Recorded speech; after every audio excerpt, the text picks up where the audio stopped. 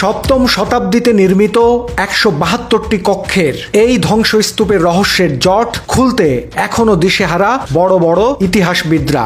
এই দুর্বোধ্য ধ্বংসস্তূপ বেহুলার বাসরঘর এমন প্রচারের অন্তরালে চাপা পড়ে গেছে সপ্তম শতাব্দীর গোপন এক রাজ। ইতিহাসের কুয়াশাচ্ছন্ন গহ্বর থেকে এখনো আলোর মুখ দেখেনি গোপন সেই রাজ।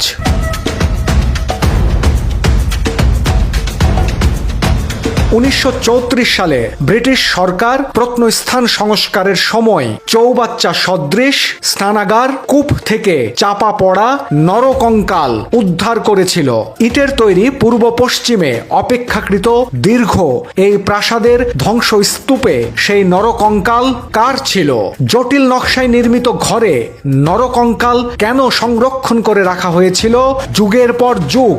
কথিত বাসর ঘরের মধ্যে এমন অদ্ভুত চৌবাচ্চা কুয়া কেন ইত্যাদির কোনো সদুত্তর আজও মেলেনি। আর তাই তো যুগ যুগ ধরে দুর্বোধ্যতা ও রহস্য নিয়ে বিমূর্ত হয়ে দাঁড়িয়ে রয়েছে বগুড়ার মহাস্থানগড়ের গোকুল গ্রামের কথিত বেহুলার বাসর ঘর বা গোকুল মেদ।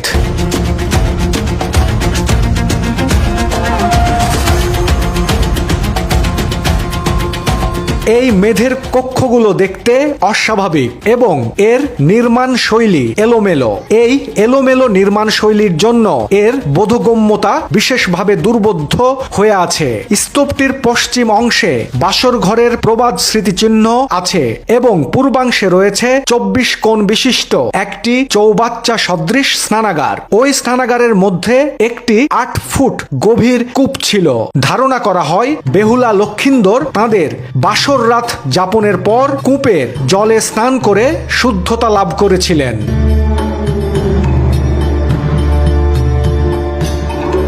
দর্শক, এই বেহুলার বাসর ঘরের সামনে দাঁড়িয়ে আমার একটা হিসেব করতে ইচ্ছে করছে। সপ্তম থেকে ১২০০ শতাব্দীতে যত রহস্যের জট তা এই কুয়া বা চৌবাচ্চা নিয়ে। সপ্তম থেকে ১২০০ শতাব্দীতে বেহুলার বাসর ঘর তকমা দিয়ে চাপা দেওয়ার চেষ্টা করা হয়নি তো কোনো রাজ। এটা যেমন বেহুলার বাসর ঘর, আবার কোন ইতিহাসবিদ এই স্বীকৃতি নাকচ করে দিয়ে ভয়ঙ্কর তথ্য দিয়েছেন। তারা বলছেন এটা আসলে মহাস্থানগড়ের শেষ ক্ষত্রিয় রাজা পরশুরামের সময়ের অপরাধীদের টর্চার সেল। এই অন্ধকূপে নিক্ষেপ করা হতো রাজদ্রোহীদের। ভিন্ন মতের মানুষদের এই কূপে জীবন্ত ফেলে দিতেন রাজা পরশুরাম। এই কূপের তলদেশ থেকে ১৩টি গর্ত বিশিষ্ট অদ্ভুত আকারের পাথরখণ্ড পাওয়া গিয়েছিল। আর ওই পাথরখণ্ডের মধ্যে ষাঁড়ের প্রতিকৃতি খোদিত একটি স্বর্ণ নির্মিত পাত্র ছিল। ১৯৩৪ থেকে ১৯৩৬ সালে ব্রিটিশ সরকার যখন এই বাসর ঘরটি সংস্কার করেন তখন এর প্রতিটি কক্ষ থেকে আলগা ইট এবং মাটি অপসারণ করেন এবং বাম পাশে একটি কক্ষে শিমুল ও বড়ই গাছ ছিল, যা সংস্কারের সময় কেটে ফেলা হয়েছিল।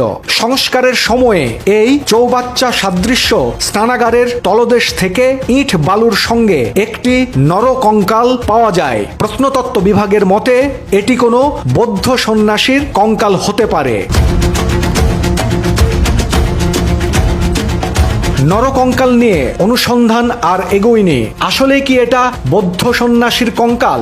যদি এটা তাই হবে তবে ১৭৮টি কক্ষের প্রাসাদ বানিয়ে চৌবাচ্চা সদৃশ কূপের ঘরেই কেনই বা তাকে রাখা হয়েছিল?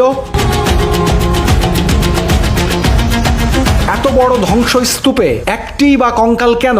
তবে কি সেই নরকঙ্কাল বিশেষ কোনো ব্যক্তির ছিল? এমন এক ব্যক্তি যাকে লুকিয়ে রাখতেই এত বড় প্রাসাদ নির্মাণ করতে হয়েছিল। আর এটি যদি সম্রাট অশোক বা দেবপাল নির্মিত ৮০৯ খ্রিস্টাব্দের নির্মিত বৌদ্ধ মঠই হয়, তবে তা এত দুর্বোধ্য জটিল নকশাই বা তৈরি কেন? যা হোক, বেহুলা লক্ষিন্দরের বাসর ঘরটি একটি জটিল প্রশ্ন নিয়ে অনুসন্ধিৎসু ইতিহাস প্রিয়দের মনে আসন নিয়ে আছে। গবেষকদের মতে এই বাসর ঘরের উচ্চতা ছিল অধিক এবং সময়ের বিবর্তনে তা ধসে গিয়েছে। এখনো রাতের শেষ প্রহরে এখানে এসে দাঁড়ালে বাতাসে ভাসে একটা প্রশ্ন, এই নরকঙ্কালটা কার ছিল?